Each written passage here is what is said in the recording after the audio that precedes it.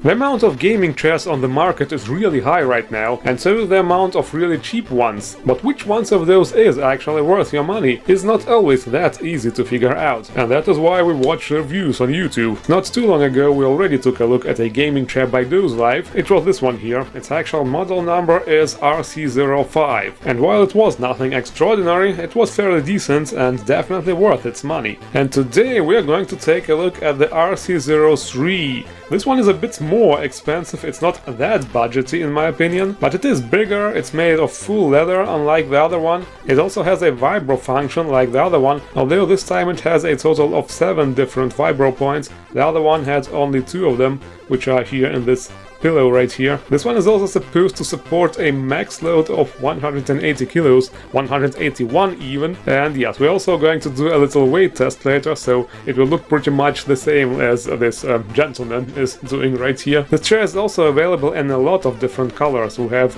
blue-white here, for example, gray, pink, black-blue, red-black. This is obviously also the one we are going to unbox, because as you probably know by now, this is my favorite color. Also black-white and deep black, so yeah, pretty much like completely black. Yes, this is pretty much all for the introduction, but this is supposed to be an unboxing video, so I would say let's go and take care of it. Here it is. The full name of this model is GCRC03 Racing Gaming Chair. Yeah, I guess this is what you call this design. Also, I really wonder what this red stripe here is for. Is it intentional? What will happen if I pull on it? Would be cool if the whole package opens like that. You know, like chewing gum packages, for example, used to have those red strings wrapped around to open them easier. Somehow they don't sell those anymore. And this is what this red string belongs to, yes. It's where all the parts are in, including the spare parts here, of course. It's all labeled, which is of course very nice. All the screws also have washers and springs, which is very important, so that stuff does not get unscrewed over time. Like the armrest, for example, tends to do that with some cheaper chairs. Had this problem in the past. There is obviously a manual with the instructions. It's pretty much basic stuff. About the assembly, there is really not much to say. It's basically the same as assembling any other gaming chair. If you have assembled a gaming chair in the past, then you should not have any problems here. It can be done in around 15 minutes. Although one thing that is kinda special here is of course this vibro setup, and for that you have to get the cables out of this pouch here at the back. This is also where you can store the remote when not in use. Yes, this is quite something here.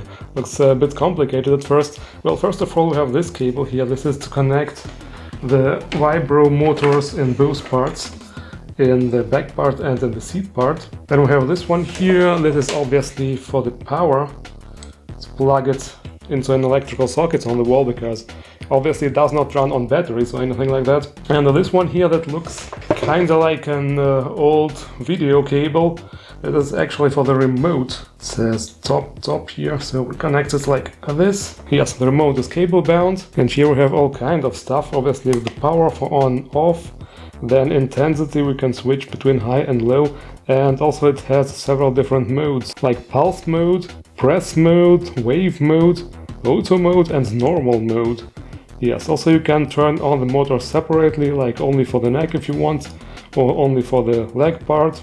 And there's even a timer over here, so you can set it for 15 minutes, it will turn off automatically, 30 minutes or even an hour. And as I said, if you don't need all this crap, you can just put it into this pouch over here, like that, so it does not disturb you. Very practical. Anyway, this is what the chair looks like when it's finally assembled, and I have to say, it looks like they lied to us. As you can see, there are also some white parts, not only black and red, but yeah, I guess it's not a problem. It's the same color as the letters of the Douxlife logo after all, so it actually looks quite fitting and quite cool. And this is what it looks like compared to the other Douxlife chair. As you can see, it is clearly a little bit bigger. And also another major difference is that this pillow over here actually has straps. This is for some reason not the case on all gaming chairs. That way the pillow is actually adjustable, which is of course very useful. And the upper pillow is also somewhat adjustable, but it is nothing special. This is pretty much the same like on other gaming chairs. Both chairs also have those leg rests, but I have to say they are so tiny that they are not really that useful. I don't know, I personally never used them, so it's up to you. I mean, the chair itself is quite comfortable of course, but this leg rest, it doesn't even extend extend that far out, so it does not support the legs optimally in my opinion. The chair is also not that big. For my 180 it's barely enough. If you're taller than that, the seat part is kinda short, so it might be not big enough for you. The material is obviously also different. On this newer chair we have this fake leather stuff, which is actually more common for gaming chairs. Other than that, the backrest is of course adjustable, and other than that you can also change the height by using this lever on the side, and it also has this rocking motion which can be activated by pulling this lever outwards or putting it back in to lock it, although it was actually really tight from the beginning, so I had to adjust this spring on the bottom part.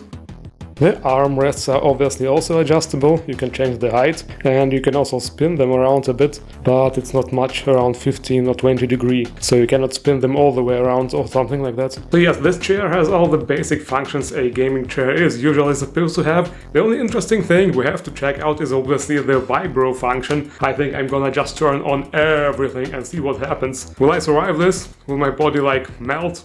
We shall find out. It is in auto mode right now.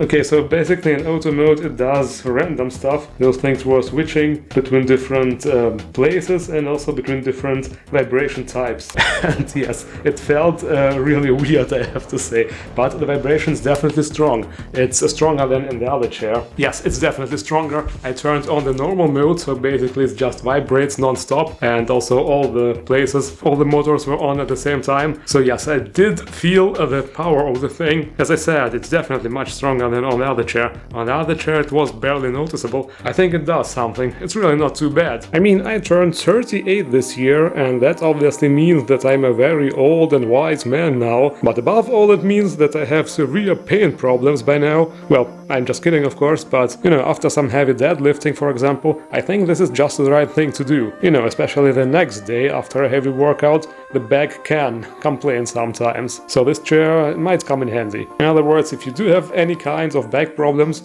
this type of gaming chair might be not too bad. So the only thing left to do now is obviously the weight test that I promised. I do not know why I call it weight test, it's more like an endurance test, but we are going to put some weights on it, so you can call it weight test I guess, or more like weights test.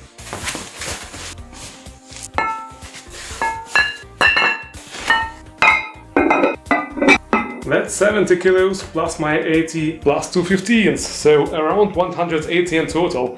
Let's see if the chair will actually survive this.